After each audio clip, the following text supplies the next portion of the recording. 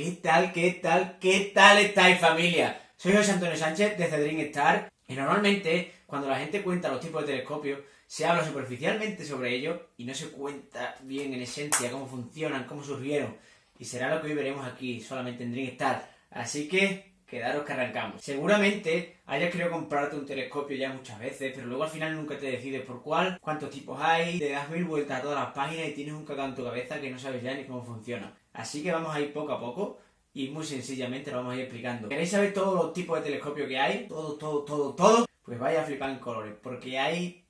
Pues tenemos el refractor, el reflector, el Maksutov Cassegrain, el Smith Cassegrain, el telescopio solar, el telescopio atmosférico de Cherenkov, el radiotelescopio, el telescopio submilimétrico, el telescopio de rayos X, el telescopio de infrarrojo, el telescopio ultravioleta, y podría continuar infinito y más allá. Hay muchísimos tipos de telescopios, pero calma, no os asustéis, porque solo nos hacen falta 3 tipos, que son los importantes para aficionados, para probarlo por primera vez, para ver planetas, para ver nebulosas, y no hace falta saber sobre todos los tipos de telescopios que se usan para investigaciones.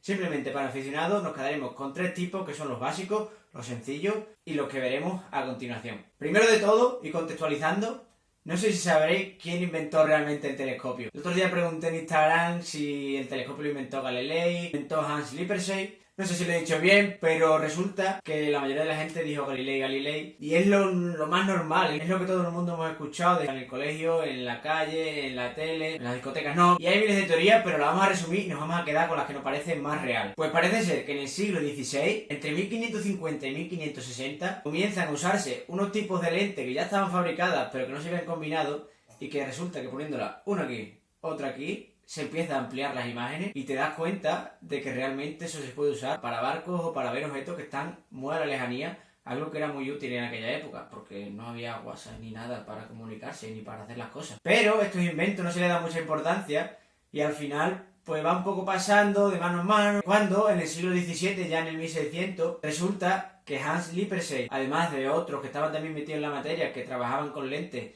y que eran especialistas en este tema, le llega esa idea de algo, un objeto que todavía no se llamaba telescopio, con el que puedes ver muy a lo lejos. Y en 1608, Hans Lippershey va a visitar a los gobernantes de los Países Bajos para enseñarles este nuevo invento y que de esta forma le pudiesen dar una recompensa y patentar esta idea. Resulta que una semana o 2 después, 2 personas más también patentan la misma idea y resulta que es que estaba explotando esta idea en aquel momento. Pero no se le saca todo el partido que se le podría sacar y esta idea de 2 lentes con la que puedes ver algo a la lejanía llega hasta Galileo Galilei en Italia y este sí que le da caña, crea telescopios más grandes, más potentes y con los que llega hasta los 33 aumentos y ahora sí empieza la verdadera revolución. ¿Y queréis saber cuándo fue la primera vez que Galileo Galilei miró por un telescopio? Pues oye, suscribiros porque esto va a ser potente. Dale ahí al botón de suscribir. El 6 de enero de 1610, Galileo Galilei tiene ya su telescopio preparado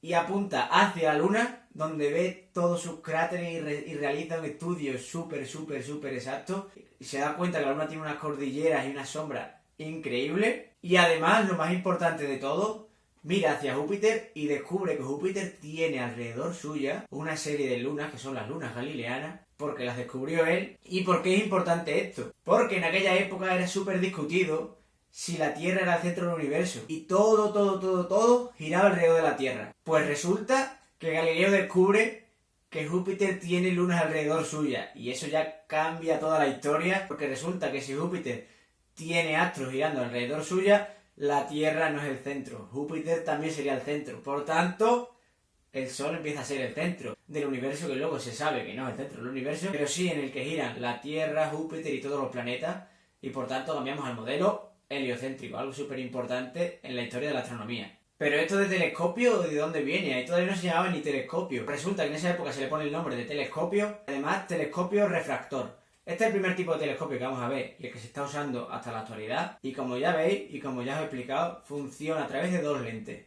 Una lente, el objetivo, otra lente, el ocular. Como veis en esta imagen, la luz entra, las lentes la dirigen hacia un punto donde ya la imagen está aumentada y por tanto conseguimos una imagen de mayor aumento donde el tamaño de la lente y la longitud focal del telescopio va a ser la clave de todo. Por tanto, si queréis compraros un telescopio de este tipo, tenéis que mirar la longitud focal y el diámetro del mismo para saber los aumentos que tendréis. Seguimos avanzando y Kepler inventa y propone más avances en este tipo de telescopio. Christian Huygens consigue más aumento y consigue ver a Saturno, que por aquella época lo llamaban el planeta triple, porque como no se veía bien con los anillos se pensaba que eran como 3 bolitas. Y claro, es que se veía muy pequeño con el telescopio de Galileo, que aunque tenía muchos aumentos para la época, comparado con ahora tenía muy poco, ¿vale? Era como unos prismáticos o incluso menos. Y Christian Huygens se da cuenta y por fin ve que Saturno tiene unos anillos a su alrededor y que proporciona unas vistas increíbles. Que bueno, como ya sabéis en nuestras actividades, flipamos en colores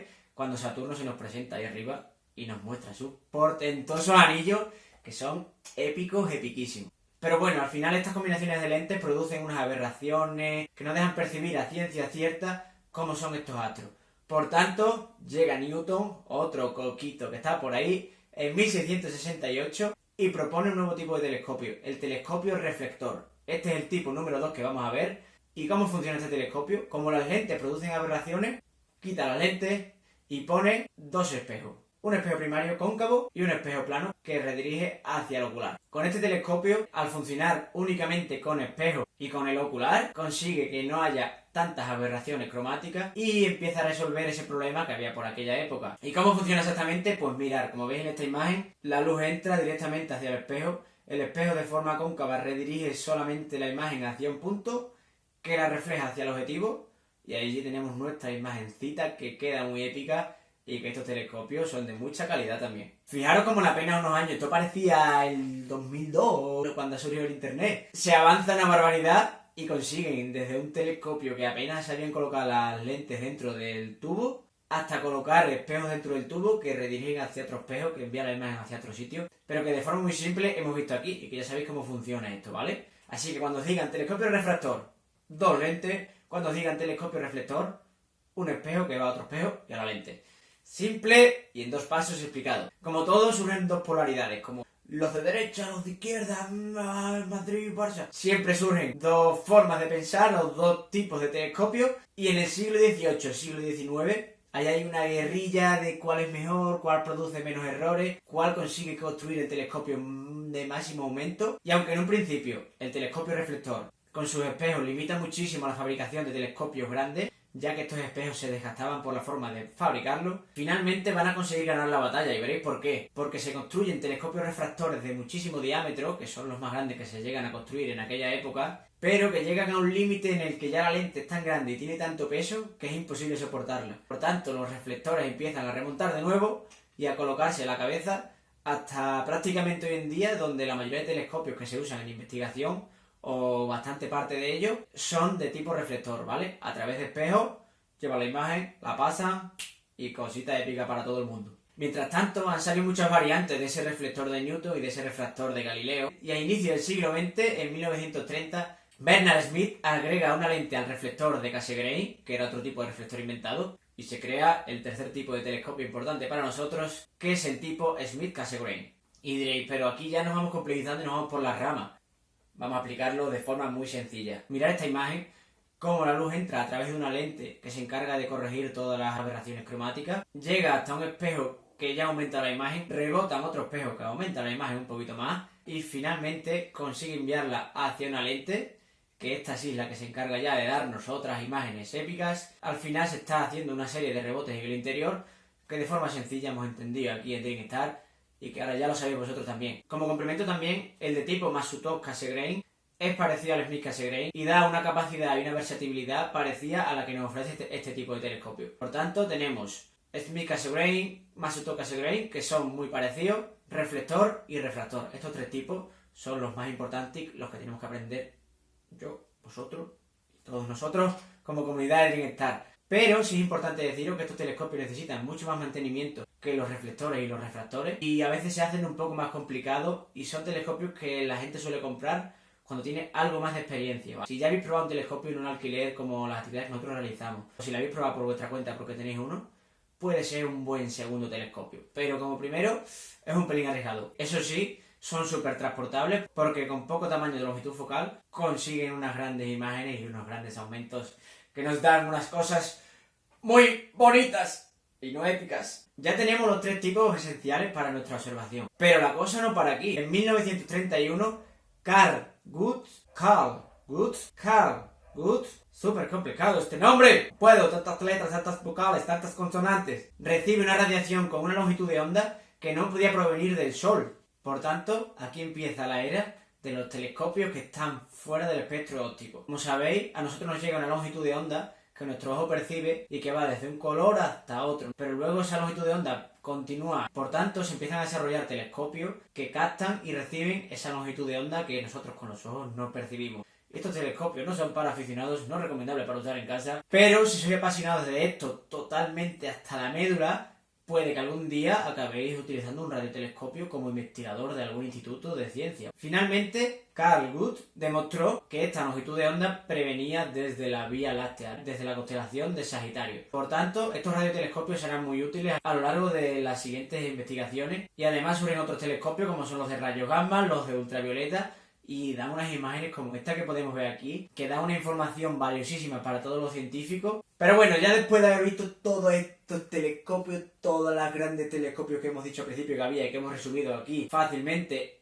en los tres más importantes: el refractor, una lente y otra. Son para iniciación, para cuando es tu primer telescopio, y son muy sencillos de utilizar, ¿vale? Dan unas imágenes muy óptimas y se ha mejorado muchísimo a lo largo de los años. El reflector, que llega la luz, entra en un espejo, refleja en otro espejo y llega hasta el ocular. Son telescopios también muy versátiles, aunque a veces son de gran tamaño, y son también muy recomendables porque no son complejos de utilizar. Y los catadióptricos, o Smith-Cassegrain, o Masutow-Cassegrain, son telescopios que son un poquito más complejos, pero que también sirven para aficionados, aunque lo recomendable es que sea tu segundo telescopio. Con estos tres y esta clasificación que hemos hecho, se resume todo. Además, si queréis saber cómo se ven los planetas, cómo se ven las nebulosas, qué telescopio es mejor para planetas, para nebulosas, para cúmulos estelares, iros aquí al link de la descripción que dejo el curso donde explicamos todo esto detalladamente para que concretamente sepas cuál es tu telescopio, cómo usarlo, cuál comprarlo y no equivocarte, invertir tu dinero a lo tonto. Y además, como hemos visto aquí cosas muy épicas y muy chulas,